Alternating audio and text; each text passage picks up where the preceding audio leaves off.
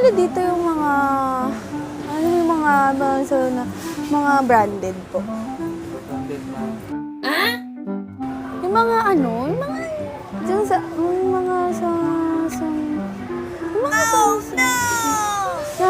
na ganito. Parang hindi mo pwedeng ilagay sa mga pagkain po. Ano pa? Yung sa mga bata po na parang pambaon, ganyan. Pero Ayun yung mga po. chocolate. Alam mo chocolate?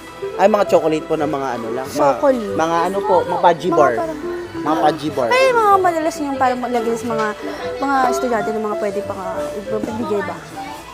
Mga ito mga party bar nga yun, mga ganyan. Yung mga grafe, mga parang kung ano yung mga mga lamat. Pero kasi sa mga ano po yung mga ilalagay sa mga boxes po? Sa mga boxes.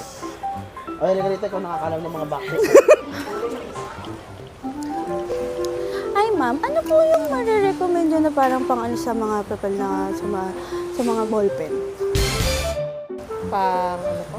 Mga pang ano lang pang pirma ng mga yung mga pirma ng mga ballpen. Ito ma'am, mabenta po kasi sa akin ito.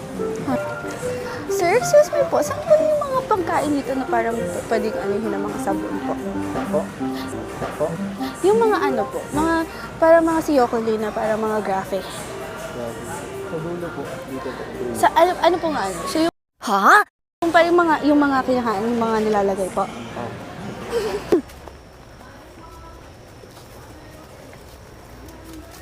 Ate, ano yung mga magagandang shampoo dito na parang pwede nyo pangalan sa mga ato po?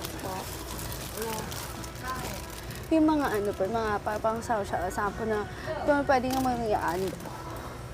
Kasi yung hair ko po, parang medyo Bombastic side eye. ano po siya. May pa sa mga aso po. Mga aso?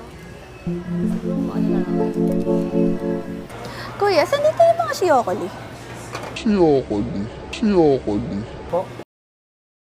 Yung mga shiyokoli na parang ano, yung naiinom. Sige po. Sige. Pero yung mga ano na lang, anong marirecommend yun na lang na parang mga kinakain na mga sa mga sabon? Po?